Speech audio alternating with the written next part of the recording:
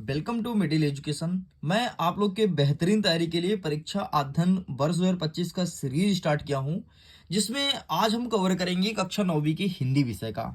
वैसे तो इस हिंदी विषय के बहुत सारे वीडियोस मैंने अपलोड कर रखे हैं, जिसमें परीक्षा अध्ययन के बहुत सारे पार्टों को हम कवर कर लिए हैं। आपको पता है, मिडिल एजुकेशन ब्लूप्रिंट के अकॉर्डिंग एक एक चीज पढ़ाता है, और ये सब पढ़ने के बाद आपके प्रैक्टिस के लिए आपके लिए अभ्यास प्रश्न लेकर के आएगा, जिसको पढ़ने के बाद डेफिनेटली आप अपने एग्जाम में टॉप करोगे।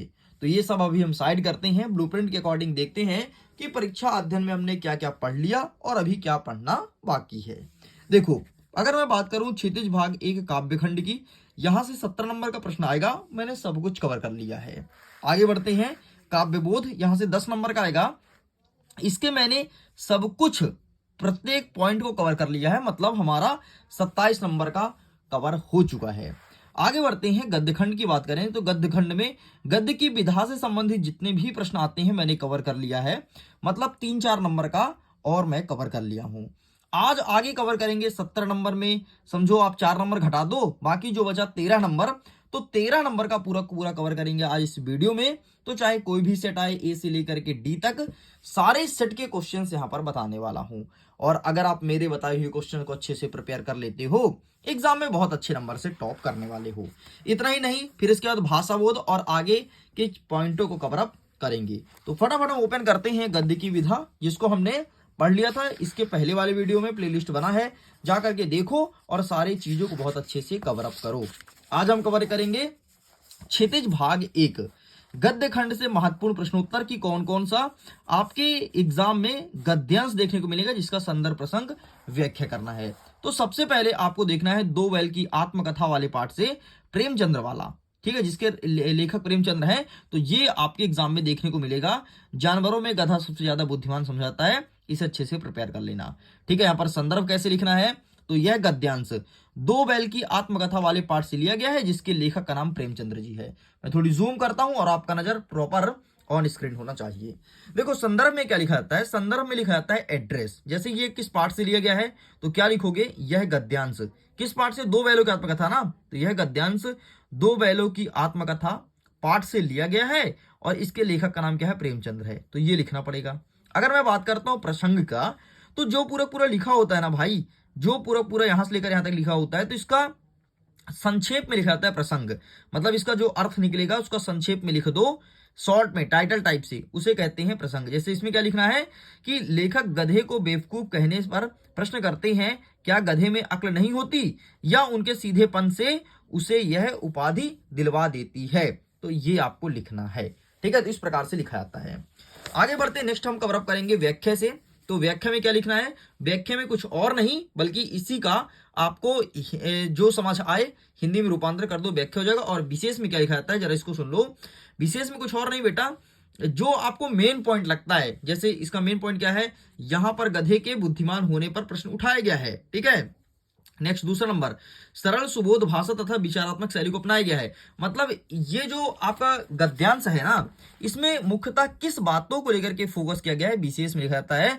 और अगर पेपर में ये प्रश्न आए कि विशेष सहित व्याख्या करो, तो विशेष आपको लिखना पड़ेगा, इस चीज को ध्यान रखिएगा। ठीक, तो वो वाला आएगा एग्जाम में। बाकी इसके बाद आपको देखना है चौथा नंबर संध्या समय वाला, इसे अच्छे से पढ़ लेना, बस बाकी कुछ मत पढ़ो, छोड़ दो। आगे बढ़ते नेक्स्ट, 2 बैल वाला मतलब मुंशी प्रेमचंद्र के पाठ से हर साल एक आता है। देखो 2023 में आया था वाला, लेकिन अभी मत पढ़ना, ये नहीं आ रहा है। ठीक है, आपके 25 के अकॉर्डिंग। बाकी यहां से आपको तिब्बत यात्री वाला देखना है। यहां से लेकर के आपको यहां तक 2024 में पूछा गया था, तो आप फिर से यहां से लेकर के यहां तक प्रिपेयर कर लेना। संदर्भ प्रसंग व्याख्या कैसे लिखना है एक बार पढ़ लेना, तुम अपने से लिख पाओगे। अगर तुम्हारा संदर्भ सही है, प्रसंग और व्याख्या में अगर तुमने कुछ भी लिख दिया मिलते जुलते, तुम्हें पूरे नंबर दिए जाएंगे, इस चीज को ध्यान रखना। ठीक, बाकी यहां से छोड़ दो। हाँ, यहां से एक और पढ़ना है, ये हम संस्कृति वाला। ठीक, तो आप इसका फोटो खींच लो। ये कौन सा पाठ है, ये आपका कहलाएगा उपभोक्ता की संस्कृति, श्यामाचरण दुबे जिसके लेखक हैं। ठीक है, नेक्स्ट आगे बढ़ते हैं, प्रेमचंद्र के फटे जूते। यहां से क्वेश्चन देखने को मिलता है। देखो 2024 में आया था, 2023 में आया था, तो डेफिनेटली 25 में भी आएगा। तो एक पॉइंट यहां से करके जाना है, इस चीज को ध्यान रखना।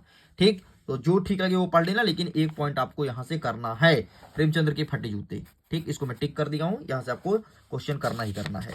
आगे बढ़ते हैं, बस इतना आपको करना था।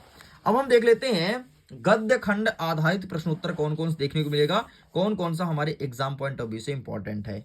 सबसे पहले देखना है कि कांजी हाउस में कैद पशु की हाजिरी क्यों ली जाती थी। तो सिंपल सा सही संख्या की जानकारी के लिए हाजिरी लेते थे कि कहीं ऐसा तो नहीं कि कोई पशु यहां से निकल गया हो, भाग गया हो, इसलिए हाजिरी ली जाती थी। आगे दूसरा प्रश्न देखना है आपको कि छोटी बच्ची को बैलों के प्रति प्रेम क्यों बढ़ा। तो सिंपल सा छोटी बच्ची की जो माँ थी ना, रियल माँ, वो मर चुकी थी, एक सौतेली माँ थी। तो सौतेली माँ यार सौतेली होती है, बच्चों से इतना प्रेम नहीं करती थी, तो उसे बहुत दुख लगता था। और उसको पता लगा कि यार ये बैल भी तो हैं जिनके पास माँ नहीं है, कोई नहीं है, तो ये भी बेचारे, इनको भी दुख होता होगा, इसलिए बैलों से उसको ज्यादा प्रेम हो गया था। ठीक, ये दो प्रश्न प्रिपेयर करना है। नेक्स्ट क्वेश्चन चौथा नंबर कह रहा है कि किस घटना से पता चला कि हीरा और मोती में गहरी दोस्ती थी। पाठ के आधार पर आपको लिखना है। तो सिंपल सा आंसर क्या लिखोगे, देखो, हीरा और मोती आमने सामने या पास पास रह करके मूक भाषा से विचारों का आदान प्रदान करते थे। भाई बैल है तो ना, तो बोल तो नहीं पाएंगे, तो इसलिए मूक भाषा का उपयोग करते थे। मूक मतलब चुप रह करके और इशारे से बातचीत करते थे। आपको पता है, अगर एक चारा खाता था, दूसरा चारा खाता था, एक अगर चारा खाना बंद कर देता था, दूसरा बंद कर देता था। इतना ही नहीं, अगर दोनों साथ साथ जा रहे हैं ना, तो जो बैल था वो ये चाहता था कि एक बैल चाहता था हम पर ज्यादा भारी आए और दूसरा चाहता था हम पर ज्यादा भारी आए। इतनी ज्यादा प्रेम थी। ठीक है, और आगे देखो, गया के यहाँ से भागने दोनों ने सांड को घायल किया। बाकी ये सब इस प्रकार की बातें, बाकी जितना मैं समझाया वहां तक लिख देना, तुम्हें पूरा नंबर मिल जाएगा। बाकी इस चैप्टर से कोई क्वेश्चन नहीं आएगा, आप इन्हें स्किप कर दो। नेक्स्ट आगे बढ़ते हैं पार्ट 2 लहासा की ओर। लहासा की ओर से एक प्रश्न आपको पढ़ना है कि उस समय के तिब्बत में हथियार का कानून ना रहने के कारण यात्रियों को किस प्रकार का भय बना रहता था। तो ये चीज आपको देखना है। ठीक, बाकी छोड़ दो, कोई दिक्कत नहीं। चलिए आगे बढ़ते हैं। नेक्स्ट क्वेश्चन, नेक्स्ट हमारा कह रहा है कि लेखक राहुल संख्यातन डाकू से बचने के लिए कौन साधन अपनाया था। तो भिखमंगे का रूप धारण किया था, मतलब ऐसे जैसे भिखारी होते हैं वैसे रूप धारण किया था। नेक्स्ट कह रहा है उपभोक्तावादी संस्कृत से। तो ये प्रश्न देखने को मिलेगा कि आज के उपभोक्तावादी संस्कृत हमारे दैनिक जीवन में किस प्रकार से प्रभावित किए हैं। एंड अथवा में सेम प्रश्न, उपभोक्तावादी संस्कृत के क्या दुष्परिणाम सामने आ रहे हैं। ठीक, तो इसका आंसर क्या लिखोगे कि आज उपभोक्तावादी संस्कृत से हमारा जीवन पूर्णतः प्रभावित हो रहा है। जो विभिन्न प्रकार के उत्पाद तैयार हो रहे हैं वे सब लोगों के उपभोग के लिए हैं। इन उत्पादों की इतनी जोर से विज्ञापन होती है कि आदमी उनके मुख में फंसता जा रहा है। स्थिति यह हो गई है कि आज उपभोग के लिए तैयार हुए उत्पाद ही आदमी का उपभोग कर रहे हैं। ठीक, तो उपभोक्तावादी संस्कृति के ये दुष्परिणाम सामने आ रहे हैं, इस प्रकार से लिखना है। मतलब ये कहना है कि आज की जो संस्कृति वो दिखावे की हो गई है। ठीक, तो इतना लिखेगा, आगे बाकी यहां से कुछ नहीं आएगा। नेक्स्ट चैप्टर है कि सावले सपने की याद। अगर मैं यहां से बात करूं तो किस घटना ने सलीम अली की जीवन की दिशा ही बदल दी थी, यह प्रश्न देखने को मिलेगा। या फिर सलीम अली पक्षी वैज्ञानिक कैसे बने। तो क्या हुआ था, जरा सुन लो कहानी। एक बार सलीम अली शिकार करने के लिए निकले, तो एक गौरैया बैठी थी, उस पर उन्होंने गोली चलाया। एयर गन लिए थे यार, हवा वाली बंदूक। ठीक है, जिससे शिकार ही करते हैं उसे एयर गन कहते हैं। तो उन्होंने क्या किया कि गोली चलाई, गौरैया पे जा लगा और गौरैया पेड़ से नीचे गिर गई और बहुत लड़खड़ाते रही और तड़पते रही। तो इनका हृदय परिवर्तन हुआ कि बताओ बेचारी, इसका क्या दोस्त था, हमने इसे मार डाला। ठीक, और वहीं से इन्होंने ठान लिया कि आज से हम पक्षियों को नहीं मारेंगे, और वहीं से वो इनको बचाने का काम करने लगे। इस प्रकार से वो पक्षी वैज्ञानिक बन गए थे। ठीक, तो ये पहला प्रश्न एग्जाम में आएगा, बाकी कुछ नहीं आएगा इस चैप्टर से, छोड़ दो। आगे बढ़ते हैं। नेक्स्ट, प्रेमचंद्र के फटे जूते 100% देखने को मिलेगा। क्या प्रश्न है कि प्रेमचंद्र के फटे जूते के आधार पर प्रेमचंद्र की व्यक्तित्व की विशेषता बताओ। तो ये रहा उनका व्यक्तित्व। सबसे पहले शरीर एवं वेशभूषा, दूसरा निर्धनता। ठीक, स्वाभिमानी, यथार्थवादी, जो भी ठीक लगे लिखना, लेकिन कोई 2 पॉइंट लिखना क्योंकि प्रश्न रहेगा 2 नंबर का।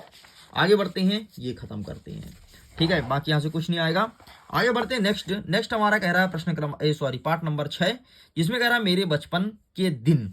यहां से कौन सा प्रश्न आएगा। तो लेखिका महादेवी वर्मा उर्दू फारसी क्यों नहीं सीख पाई थी, ये प्रश्न देखने को मिलेगा। तो क्यों नहीं सीख पाई थी, क्योंकि उनके बस की बात नहीं थी, और मौलवी पढ़ने आए थे तो चारपाई के नीचे जाकर के छिप जाती थी। जब मौलवी पढ़ाने आते थे तो चारपाई के नीचे छिप जाती थी, इसलिए उर्दू भाषा नहीं सीख पाई थी। ठीक है, एंड नेक्स्ट क्या कह रहा है कि लेखिका महादेवी वर्मा मेरे बचपन के दिन। ठीक है, ये जो पाठ का नाम है मेरे बचपन के दिन, पाठ में माँ के किन विशेषता के बारे में उल्लेख किया है। तो उन्होंने बताया है कि लेखिका की माँ ही उनके परिवार में हिंदी को लाई, मतलब इनकी माँ ने ही हिंदी भाषा को सबको सिखाना चालू किया। उनको हिंदी तथा संस्कृत का ज्ञान था, किसको, उनकी माँ को। ठीक है, उनका गीता के प्रति रुचि था। किसका? लेखा महादेवी वर्मा के।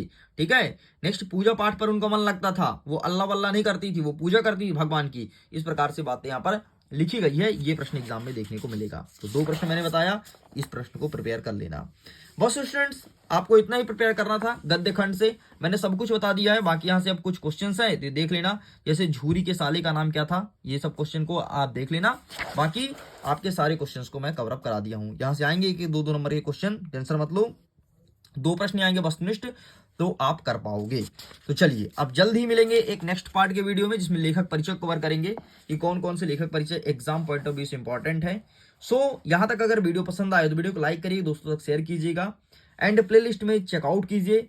सारे पार्ट्स अपलोड है, जाकर के देखो, डेफिनेटली एग्जाम में बेहतर परफॉर्मेंस करोगे। मैं वीडियो एंड करता हूं। एग्जाम के लिए all the best. Thank you.